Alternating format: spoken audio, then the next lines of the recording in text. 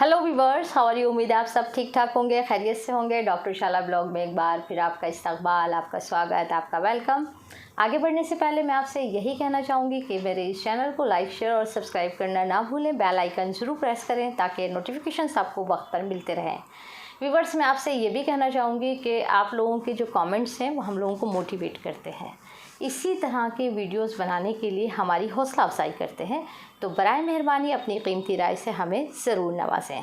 और जैसा कि आप सब जानते हैं कि हमेशा हमारा ब्लॉग किसी ऐसे टॉपिक पर ज़रूर होता है जो टॉपिक हमसे, हमारी ज़िंदगी से कहीं ना कहीं जुड़ा हुआ होता है या किसी न किसी ख़तरे की शक्ल में हमारे दरवाज़े पर दस्तक देता है।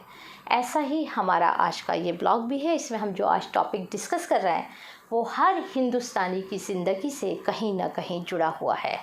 आपने देखा होगा कि आजकल सोशल मीडिया पर बहुत तेज़ी के साथ कुछ खबरें वायरल हो रही हैं जिनका ताल्लुक़ धर्म परिवर्तन से है। हालांकि ये टॉपिक कोई नया नहीं है, ये टॉपिक हमेशा से काफ़ी टाइम से है, चलता रहता है। कभी हल्का फुल्का अंदाज़ होता है, कभी बहुत तेज़ी पकड़ लेता है। जब भी टॉपिक तेज़ी पकड़ता है तो हम लोगों को एहसास हो जाता है कि आसपास सिलेक्शन है। यकीनन आप जानते हैं कि आसपास सिलेक्शन है, तो ये टॉपिक इसी तरह तेज़ी के साथ वायरल हो रहा है, बहुत तेज़ी के साथ बढ़ रहा है और ऐसे वाक़यात बहुत तेज़ी के साथ हाईलाइट किए जा रहे हैं कि जिनका ख़ास मकसद यही होता है कि हम किस तरह से मुसलमानों को बदनाम करें। और ये बताने की कोशिश की जाती है कि मुसलमान ज़बरदस्ती गैर मुस्लिम लड़कियों का धर्म परिवर्तन कर रहे हैं। इसमें चाहे ताल्लुक़ कश्मीर की उन लड़कियों का हो जिसमें ये कहा जा रहा है कि वो सिख लड़कियां हैं और उनका ज़बरदस्ती धर्म परिवर्तन करके कश्मीर में उनका निकाह पढ़ाया गया। हालांकि बाद में उन लड़कियों का वीडियो भी सामने आया जिसमें उन्होंने ख़ुद इस बात की तस्दीक की कि उनके साथ ऐसा कुछ नहीं हुआ। इसके अलावा बहुत सारे ऐसे वीडियोस हमारे सामने आए और उसके साथ साथ सिलसिला शुरू होता है मॉब लिंचिंग का।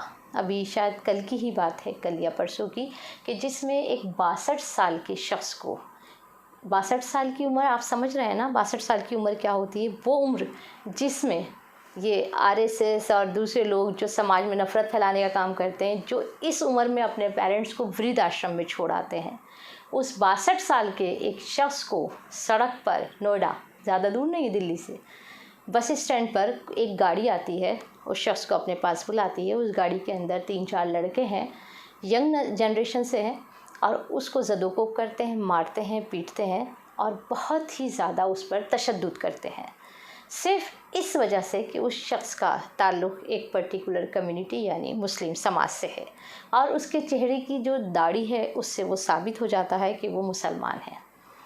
तो इस तरह के वाक़यात जब तेज़ी पकड़ लेते हैं तो हम समझ लेते हैं कि समाज में नफ़रत फैलाने वाले पूरी तरह से सरगर्म हो गए हैं।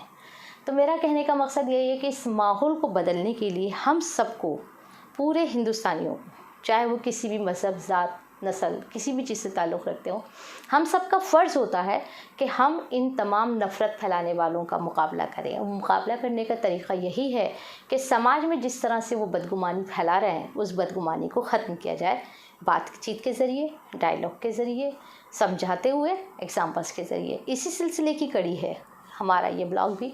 हमारी यही कोशिश होती है कि इन मुद्दों पर लोगों में जो गलत फहमियाँ हैं उन्हें दूर करने की कोशिश की जा सके और काफ़ी हद तक हम कामयाब भी होते हैं। आप सब लोगों के कमेंट्स, आप लोग सब लोगों की हिम्मत अफजाई जो आप हमारी करते हैं, तो हमको उससे बहुत ज़्यादा हौसला मिलता है और हम इसी तरह के ब्लॉग्स जो हैं इन्हीं टॉपिक्स को लेकर आते हैं। तो हम बात कर रहे थे धर्म परिवर्तन की।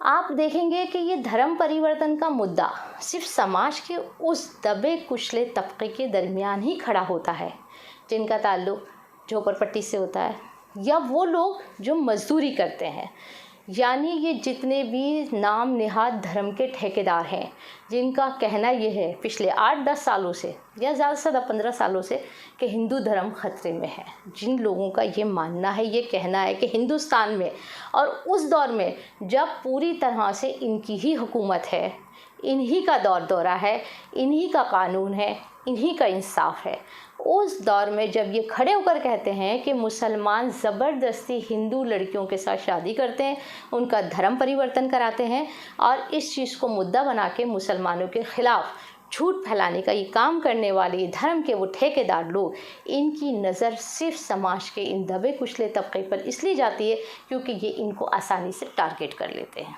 हम इस तस्वीर का दूसरा रुख देखते हैं। MJ अकबर, सब वाकिफ़ है उनके नाम से। उनकी फैमिली में आपको हर मज़हब के लोग मिल जाएंगे जो BJP से सांसद रहे हैं।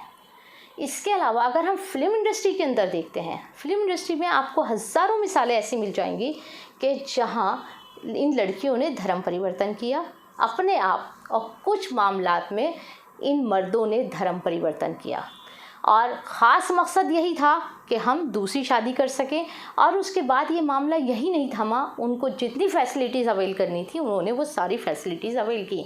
यानी आदमी हो या औरत हो, अगर वो मज़हब को बदल कर वो फैसिलिटीज़, वो नेम और फेम कमाता है, तो उस वक्त इन नाम नेहाद लोगों को ये दिखाई नहीं देता कि उनका मज़हब ख़तरे में है।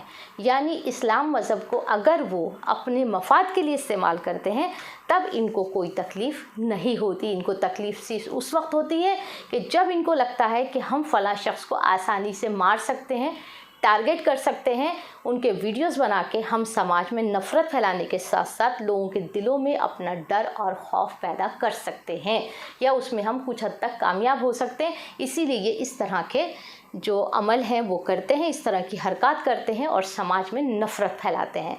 देखते हैं फिल्म इंडस्ट्री की एक तस्वीर। आपको याद होगा शाहरुख खान के घर के अंदर गौरी खान, जो छिब्बर, पूरा उनका नाम गौरी छिब्बर था, बाद में उन्होंने गौरी खान नाम रखा। यही हाल करीना खान का। करीना कपूर सैफ अली ख़ान से शादी करने के बाद करीना खान हो गई, और करीना कपूर का ही ताल्लुक़ जिस ख़ानदान से है उसमें आपको याद होगा कि उसी ख़ानदान में एक बहू शर्मिला टैगोर भी आई थी, जिन्होंने बाद में मज़हब तब्दील किया क्योंकि उन्होंने शादी मंसूर अली ख़ान पटौदी से की थी और आयशा बेगम बन गई। अब और आगे बढ़ते हैं, देखते हैं कि किस तरह से आयशा तकिया ने इरफान आज़मी के साथ शादी की, मज़हब तब्दील किया। उर्मिला मातोंडकर, उन्होंने फैसल ख़ान से शादी की। इसके बाद एक बड़ा मशहूर ख़ानदान जिन्होंने न सिर्फ इस्लाम मज़हब को अपनाया बल्कि इसके साथ साथ उन्होंने जितनी भी सहूलियात हासिल कर सकते थे वो की, यानी धर्मेंद्र और हेमा मालिनी, जो इस टाइम BJP के सांसद भी हैं, और उन्हीं के घर से ताल्लुक़ रखने वाले सनी देओल, जो ख़ुद BJP के सांसद हैं। सनी देओल धर्मेंद्र की फर्स्ट वाइफ यानी प्रकाश कौर, जिन्होंने उनको डिवोर्स देने से इनकार कर दिया था, उनके साहबजादे। और हेमा मालिनी, जिन्होंने मज़हब तब्दील किया, धर्मेंद्र से शादी की, उसके बाद दोनों ही जो है BJP के सांसद हो गए। वो आप सब लोगों के सामने मिसालें, वो किस तरह से तमाम फैसिलिटीज़ अवेल करते हैं। तो मेरे कहने का मकसद ये है कि कोई कुछ भी करता है, हिंदुस्तान एक सेकुलर मुल्क है, इसमें अगर कोई अपनी मर्ज़ी से धर्म परिवर्तन करता है या किसी दूसरे धर्म के इंसान से शादी करता है, मेल या फीमेल, तो उससे इन लोगों को क्या परेशानी होती है। अच्छा, जो बड़े लोग बड़े बड़े मकानों में रहने वाले, इंडस्ट्री में रहने वाले, वो लोग अगर मज़हब तब्दील करते हैं तब इनका मज़हब ख़तरे में नहीं आता। इनका मज़हब ख़तरे में जब आता है जब कोई दबा कुचला इंसान इस काम में कहीं ना कहीं इनको मुलव्विस दिखाई दे जाए। मुलव्विस किस तरह से? अभी एक वीडियो वायरल हो रहा है, एक लेडी है सपना, जो झुग्गी झोपड़ी बस्ती से ताल्लुक़ रखती है। उसका एक बेटा था, जो उसका कोई मतलब नाम सपना, गैर मुस्लिम शौहर था, उससे उसका एक बेटा। उसके बाद वो एक मुस्लिम लड़के नौशाद के कांटेक्ट में आई और उसने नौशाद से शादी की। इसलिए शादी की कि उसका हस्बैंड उसको बहुत मारता था, पीटता था, खाने को नहीं देता था। नौशाद से शादी के बाद उसके 3 बच्चे पैदा हुए। उन 3 बच्चों की पैदाइश तक कहीं से कहीं तक हिंदू मज़हब ख़तरे में नहीं था इन लोगों के हिसाब से। जो ये RSS वाले जिस तरह से, मैं बार बार इसलिए कहती हूँ क्योंकि दूसरे लोग ये ना समझे कि मैं किसी एक ग्रुप के बारे में ही बात कर रही हूँ या किसी एक पर्टिकुलर मज़हब के बारे में बात कर रही हूँ। ये वो लोग हैं जो पूरे समाज के लिए ख़तरा है, मैं उनके लिए बात कर रही हूँ। ये RSS और जो सो कॉल्ड वाहिनी और ये जो छोटे छोटे ग्रुप्स बने हुए हैं, कुछ सेना की शक्ल में, कुछ अलग, इन लोगों के नाम लेकर भी मैं इनको फेम करना नहीं चाहती हूँ। तो वो तमाम ग्रुप जो थे वो उस लेडी के घर पहुँचे और एप्लीकेशन लिखवा कर नौशाद के ख़िलाफ़ उसे इस्तेमाल करते हुए नौशाद को पुलिस ने गिरफ़्तार कर लिया। उसके बाद नौशाद कहाँ है इसका किसी को भी नहीं पता। अब उस लेडी को होश कब आया? जब उसको ये लगा कि उसके घर में खाना देने वाला कोई नहीं है, क्योंकि एक अकेला शख्स था, वही कमाने वाला था, वही जेल में चला गया। अब ये 4 बच्चे हैं, इनको कौन पालेगा? तो इनको मज़हब ख़तरे में जब नहीं दिखाई देता जब एक औरत भूखी मर रही होती है, और अगर कोई उसको शेल्टर दे दे और गलती से वो मुसलमान हो तो बस इन लोगों को इस मामले को भुनाने का पूरा मौका मिल जाता है। इन लोगों को मरते हुए लोग नहीं दिखाई दिए। इन लोगों को कोरोना जो ये प्रॉब्लम सबके सामने थी पैंडेमिक की, उसमें किस तरह लोगों के घरों के अंदर फाके से वो ज़िंदगी गुजार रहे थे। इनको ये नसीब नहीं हुआ कि उनके घरों में राशन तक पहुंचा दें। इनको ये नसीब नहीं हुआ कि उनके घरों के अंदर बीमारों के लिए ऑक्सीजन सिलेंडर का इंतज़ाम कर दें। इनको ये भी नसीब नहीं हुआ कि अगर कोई मर गया तो उसको ले जाके हम शमशान घाट तक छोड़ दें। लेकिन इनको सिर्फ़ और सिर्फ ये चीज़ दिखाई देती है कि किस तरह से एक हिंदू और मुसलमान आपस में मोहब्बत के साथ समाज में एक पैगाम देते हुए अगर वो अपनी ज़िंदगी गुजारने के लिए आगे बढ़ते हैं, तब इनको ऐसा लगता है कि धर्म परिवर्तन के नाम पर मुसलमान हिंदू औरतों को हिंदू करके अपने घरों में ले जा रहे हैं। अरे भाई, अगर वो अपने घर में ले जा रहे हैं तो उनकी पूरी जिम्मेदारी भी तो उठा रहे हैं। वो पूरी तरह से उस तमाम चीज़ों की हकदार हैं, हिस्सेदार हैं, जिसके अंदर एक उनकी बीवी होती है, चाहे वो हिंदू हो या मुस्लिम हो। तमाम ज़िंदगी के राशन पानी का खर्चा सब कुछ वो तो वही शख्स उठा रहा है ना, और वही उनका पालन पोषण कर रहा है, वही उनको पूरी तरह से तमाम फैसले, जिस लायक भी वो है समाज में, जो उसका स्टेटस है, जिस हिसाब से वो अपनी ज़िंदगी जी रहा है, इस तरह से वो उनको सहूलियत दे रहा है। तो आप लोगों को क्या परेशानी है? आपको क्या तकलीफ़ है? आपको ऐसा क्यों लगता है? और इसी वक्त में क्यों लगता है? ये सिलसिला तो पता नहीं कब से चला आ रहा है। लेकिन जब आपको इस मुद्दे को भुनाना होता है, मुसलमानों के ख़िलाफ़ पूरे समाज में नफ़रत फैलानी होती है, उनको अपनी नफ़रत का निशाना बनाना होता है, शिकार बनाना होता है, तब आप इस तरह के मुद्दे उठाते हैं। और न सिर्फ मुद्दों को उठाते हैं बल्कि इसको आगे बढ़कर इस तरह से अंजाम देते हैं कि सामने वाला अपनी जान से चला जाए। तो हमको समाज के इस दोहरे रवैये को बदलने की ज़रूरत है, और हम सबको मिलकर ही कोशिश करनी चाहिए कि हम समाज से ऐसे लोगों जो नफ़रत फैलाने का काम कर रहे हैं उनका हम खुलकर मुकाबला करें। मिलते हैं अगले ब्लॉग में, तब तक के लिए खुदा हाफिज़।